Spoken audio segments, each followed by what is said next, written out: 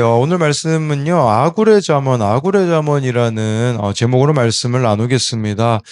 이렇게 제목을 잡은 것은 1절에 보면요, 이게 아구레 잠언이라고 나오기 때문입니다. 근데 성경에 이 아굴이라는 사람에 대하여서 뭐 많은 기록들이 없습니다. 근데 한 가지 분명한 것이 있다면, 그가 이방인이었을 것이다 라는 추정입니다.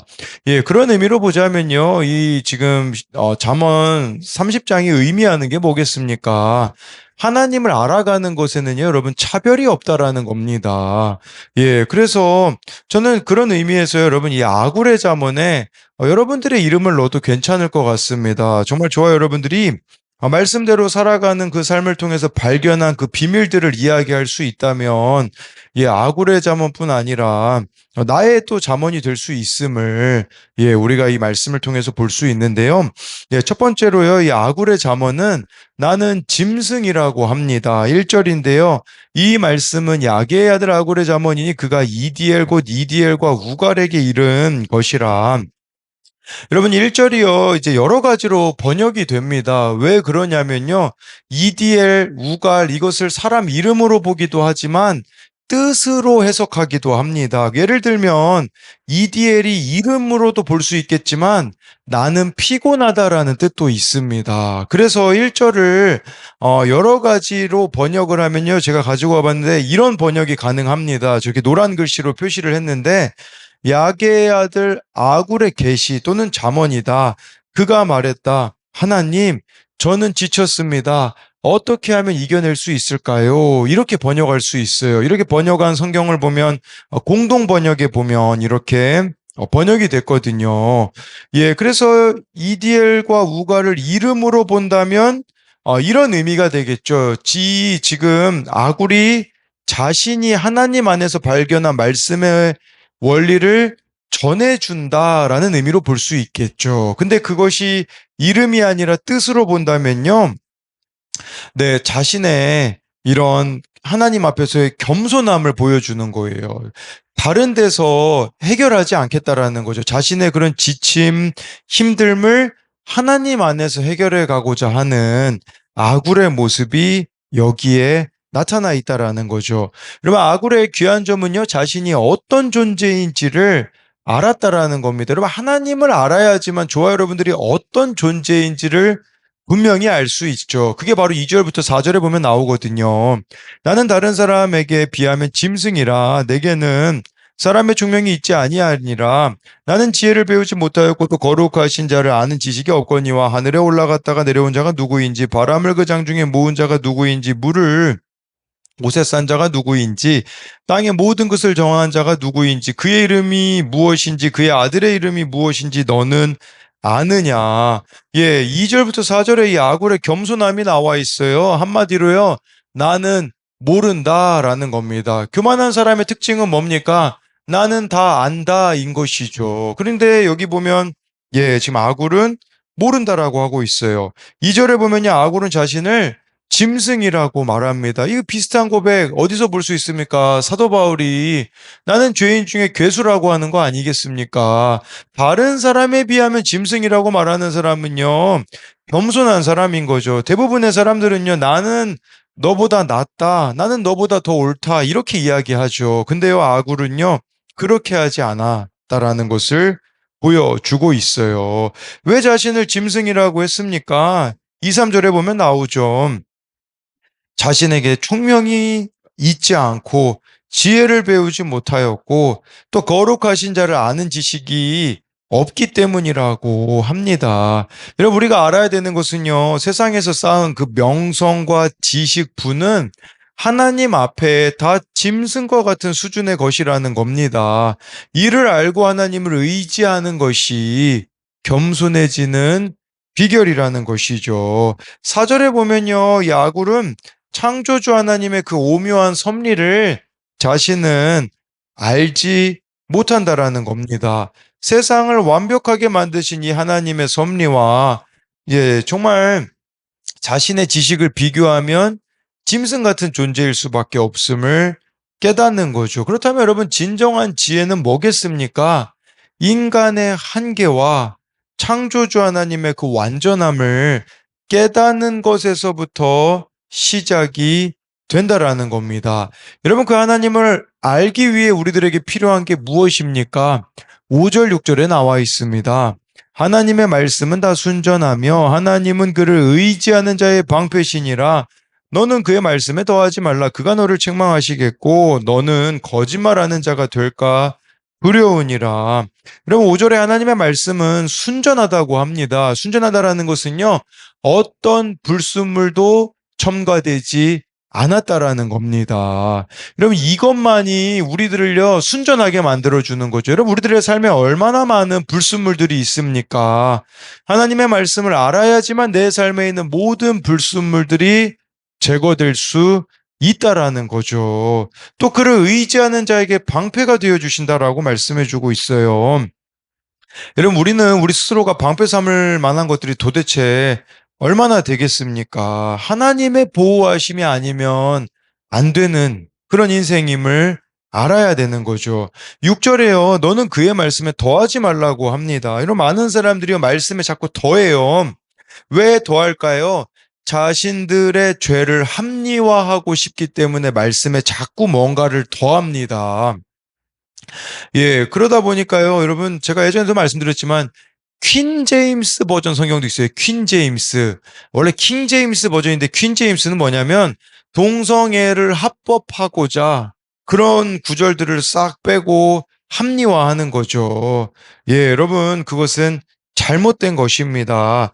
진리를 상대화하는 이유는요, 자신의 죄악을 합리화하고자 할 때 사용하는 방법입니다.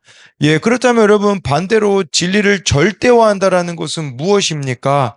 나의 죄를 합리화하지 않겠다라는 겁니다. 그런 자들만이 할 수 있는 것이 바로 이 말씀을 보고 회개하는 것입니다. 말씀을 상대화하는 자들은요, 나 정도면 괜찮다라고 생각을 하고요. 실제 그의 삶에 타협하는 것들이 한두 가지가 아니라는 겁니다. 예를 들면요, 에베소서에 술 취하지 말라 있는 방탕한 것이니 오직 성령 충만을 받으라. 그것을 여러분 상대화할 때 뭐라고 말합니까? 아니, 뭐 술 취하지 않기만 하면 되지. 이런 식으로 말하는 경우들이 있는 거죠. 예, 그런데 여러분, 우리는 이 말씀을 상대화하는 자들이 아니라 절대화해서 나에게 말씀을 끌어와서 맞추는 게 아니라 말씀에 나를 맞출 수 있는 자가 되어져야 한다라는 겁니다. 그래서 이것에 대한 두 가지 적용도요. 내가 세상에서 노력하여 쌓은 것들은 무엇입니까? 그것들이 하나님의 지혜에 비하면 짐승의 수준인 것을 인정합니까? 또 한 가지는요, 내가 합리화하고 있는 죄악은 무엇입니까? 그렇기에 말씀에 나를 맞추는 것이 아닌 내 입맛에 말씀을 맞추고 있지는 않습니까? 마치 말씀을요, 달면 삼키고 쓸면 그냥 뱉어버리는 그런 모습이 아니냐라는 겁니다. 두 번째로요, 아굴의 잠언은 분별하라고 합니다. 7절부터 9절인데요. 내가 두 가지를 주께 구하였사오니 내가 죽기 전에 내게 거절하지 마시옵소서. 곧 헛된 것과 거짓말을 내게서 멀리 하옵시며 나를 가난하게도 마옵시고 부하게도 마옵시고 오직 필요한 양식으로 나를 먹이시옵소서. 혹 내가 배불러서 하나님을 모른다 여호와가 누구냐 할까 하오며 혹 내가 가난하여 도둑질하고 내 하나님의 이름을 욕되게 할까 두려워함이니이다. 여러분, 아굴이요 두 가지 기도를 합니다. 예, 이 기도는 아마 지속적으로 해왔던 기도로 보입니다. 예, 거절하지 말아달라고 하면서요. 첫 번째로 뭘 구하냐? 헛된 것과 거짓말을 내게서 멀리하게 해달라는 거예요. 그러니까 쉽게 말하면 이 헛된 것은요, 어, 의미 없는 것을 구하지 않게 해달라는 거죠. 세상에 허황된 것들을 멀리하게 해달라는 거죠. 그리고요, 거짓말을 멀리하여 달라고 합니다. 이는 그가 하나님 앞에서 정직한 자로 살아가기를 원한 거죠. 여러분, 헛된 것, 거짓말이 말씀 없는 사람에게서 나타나는 특징이라고 우리가 생각해 볼 수 있거든요. 여기서 주목해야 되는 것은요, 이 헛된 것, 거짓말을 예, 내게서 멀리하여 달라고 아굴이 기도하고 있다라는 사실이죠. 여러분, 이것이 의미하는 게 뭐겠습니까? 나의 노력과 의지로는 절대 헛된 것과 거짓말을 멀리할 수가 없다라는 겁니다. 이걸 아셔야 돼요. 여러분, 우리가 뭐 노력한다고 우리 의지로 헛된 것과 거짓말을 멀리할 수 있겠습니까? 그럴 수가 없다라는 거죠. 그러니까 우리도 말씀과 기도가 없으면요, 헛된 것과 거짓말을 할 수밖에 없는 존재라는 것을 아셔야 하는 거죠. 또 8절에요. 오직 필요한 양식으로 자신을 먹여달라고 하고 있습니다. 그래서요, 가난하게도 마시고 부하게도 마옵시고, 그러니까 저는요, 이 8절이 이렇게 다가오더라고요. 두 번째 기도가요, 하나님만으로 자족하게 하여 주옵소서, 이 기도예요. 여러분, 우리도 이런 기도할 수 있겠습니까? 하나님, 저에게 충분한 은혜를 주옵소서가 아니겠습니까? 왜 그가 이 충분한 것을 구합니까? 9절에요. 배부르면 하나님 모른다고 할 거라는 것을 아는 거죠. 그리고 가난하면요, 도둑질하고 하나님의 이름을 욕되게 할 것을 그는 두려워함이라는 거죠. 여러분, 이것은 체념한 자의 기도가 아닙니다. 모든 것을 가진 자의 기도입니다. 하나님과 그의 말씀을 붙잡고 의지하는 사람은 이처럼 모든 것을 가진 자의 기도를 하는데, 바울도 그러하였잖아요. 내게 능력 주시는 자 안에서 모든 것을 할 수 있느니라. 그 고백은, 예, 부함에도 처해도 나는 괜찮습니다. 가난함에 처해도 나는 괜찮습니다라는 하나님만으로 만족하기를 원하는 자들에게 나올 수 있는 기도라는 거죠. 그러니까 이 기도가요, 한마디로 말하자면요, 야망을 구하는 게 아니라 사명대로 살기 원하는 그런 기도라는 겁니다. 네, 10절부터 14절을 보면요. 너는 종을 그의 상전에게 비방하지 말라. 그가 너를 저주하겠고 너는 죄책을 당할까 두려우니라. 아비를 저주하며 어미를 축복하지 아니하는 무리가 있느니라. 스스로 깨끗한 자로 여기면서도 자기의 더러운 것을 씻지 않는 무리가 있느니라.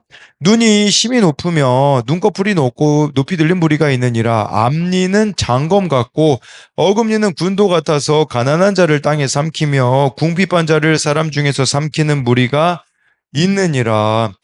예, 제가 이 대지 제목을 분별하라고 한 게요, 이것 때문입니다. 저와 여러분들이 어느 무리에 속할지를 분별하라는 거죠. 예, 그래서 보면 먼저 이 10절부터 14절 전체적으로 봤을 때 하나님이 정한 창조 질서를 파괴하고자 하는 무리가 있다라는 겁니다. 그래서 11절부터 14절에 보면요, 계속 똑같은 단어가 나오잖아요. 무리가 있느니라. 예, 여기서 이 무리는 세대라는 의미가 있는데 타락한 세대에 대해서 말씀해 주고 있어요. 그러니까 우리가 어디에 속할지를 분별하라는 거죠. 하나님을 모르는 타락한 세대에 속할 것인가, 하나님을 아는 무리에 속할 것인가를 보여주는 것인데요. 타락한 세대가 추구하는 가치들이 무엇인지를 지금 아굴은 말하고 있어요. 10절에요. 어떤 종에 대해 그 상전에게 거짓으로 비난하지 말라고 말하는데, 여러분, 이것은요, 저는 이게 이런 의미로 다가오더라고요. 이간질하지 말아야 된다. 이제 또, 뒷담을 하지 말아야 된다라는 의미로도, 예, 이렇게 볼 수 있어요. 우리가 누군가에 대하여서 안 좋은 평가들을 참 많이 내리잖아요. 그거 하지 말라는 거예요. 저도 이 10절 말씀 보면서 좀 회개가 되어지더라고요. 어제 처음 본 청년이 있었는데, 처음 교회 온 청년이 있었는데, 그냥 저의 그런 인간적인 생각으로 평가를 내렸던, 이게 참 저에게도 또 회개할 부분이라는 생각이 들더라고요. 또 11절에는요, 부모를 공경하지 않는 자녀에 대한 경고가 나옵니다. 여러분, 부모 공경은 창조 질서에 순응하는 것이죠. 그렇기 때문에요, 우리들에게는 세상에서는요, 저런 부모라면 업신여겨도 된다라고 말하겠지만, 예수 믿는 우리는 어떤 고백을 해야 됩니까? 우리 교회 공동체의 고백은 예수 믿게 해준 부모가 최고의 부모다라는 고백이 되어줘야 된다라는 거죠. 12절에는요, 겉으로는 깨끗한 척을 하지만 내면은 죄악으로 더러워진 자들을 향한 경고에 여러분 세상 사람들이요. 겉만 번지를 합니다. 겉만 깨끗한 자로 살아가요. 내면을 씻지 않습니다. 이게 바로 세상의 물이라는 거죠. 들키지만 않으면 된다. 이게 세상의 가치관 아닙니까? 그런데요, 여러분, 우리 교회 공동체에 속한 자들은요, 날마다 자기의 더러운 것을 말씀으로, 기도로 씻어 가야 된다라는 거예요. 예, 날마다 말씀을 통해 죄는 쌓아두지 말고 그때그때마다 해결해 가야 되는 그 무리에 우리는 속해야 되는 것입니다. 13절은요, 교만한 자의 경고예요. 교만한 자는요, 눈이 높대요. 그러니까 다 사람들을 낮추어서 보죠. 그러니까 우리에게도 이런 교만함이 있지 않는가에 대한 부분들을 생각해 볼 수 있는 것이고요. 또 14절은요, 예, 가난한 자들을 억압하는 자들의 모습을 나타내는데, 앞니가 장검 같고 어금니가 군도 같다라고 말씀해 주고 있어요. 예, 이것은요, 무쇠와 같이 단단한 이로 약자들을 잔인하게 찢어서 먹는 이미지를 보여주는 것이겠죠. 그런데 여러분, 우리들은요, 정말 우리 저와 여러분들이 그 믿음의 공동체에 속해 있다면, 우리들은 반대로 약자들을 배려하고 보살피라는 겉면이라고 할 수가 있는 것이에요. 예, 제가 뭐 그 뒤에 이제 뭐 15절부터 17절은 따로 다루지 않았는데, 왜 다루지 않았냐면요. 저는 이미 7절에서 9절 이 아굴의 기도에 이미 답이 나와 있기 때문에 다루지 않았어요. 예, 여기 보면 15절부터 17절 아주 짧게 설명드리면요. 만족하지 못하는 인생이 나와 있거든요. 근데 저와 여러분들은 아굴처럼 아굴의 그 기도에 보면 하나님만으로 나는 자족하겠습니다라는 그 고백으로 나아가는 우리들이 되었으면 좋겠습니다. 그래서 이것에 대한 두 가지 적용은요. 아굴이 두 가지를 기도하였는데 나의 기도 제목은 무엇입니까? 여러분들은 무엇을 구하고 있느냐고 묻는 것이에요. 야망을 위함입니까? 사명을 위함입니까? 나의 기도는요. 그냥 나의 욕구만을 만족시켜주는, 예, 내가 원하는 대로만 이루어지는 길을 구하는 그 야망을 구하고 있는가? 아니면 하나님의 뜻에 따라 살기 원하는 그 사명을 구하는 기도를 나는 하고 있느냐라는 거예요. 또 한 가지는요, 내가 속한 무리는 어떤 가치관을 가진 공동체입니까? 여러분들은 어떤 무리에 지금 속하고 있냐라는 거예요. 세상 무리입니까? 믿음의 공동체입니까? 인 거죠. 예, 말씀의 공동체를 떠나 방황한 적이 있습니까? 기도하겠습니다. 살아계신 하나님, 오늘 말씀에 정말 이 아굴이 다른 사람에 비하면 자신이 짐승이라고 나는 아는 게 많이 없습니다라는 겸손의 모습이 있습니다.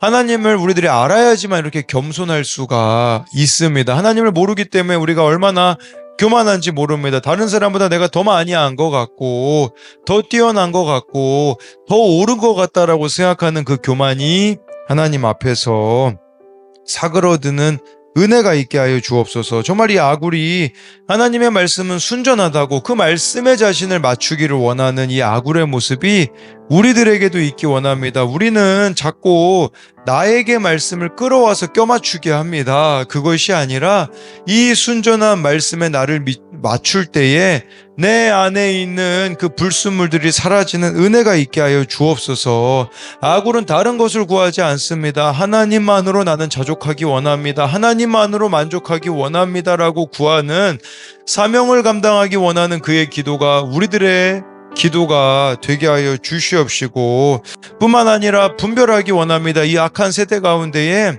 세상 무리에 속할 것인가 믿음의 공동체에 속할 것인가를 분별하여서 하나님 믿음의 공동체에 속하는 그런 지혜로운 자가 되어질 수 있도록 또 오늘도 우리는 갈림길에 설 것입니다.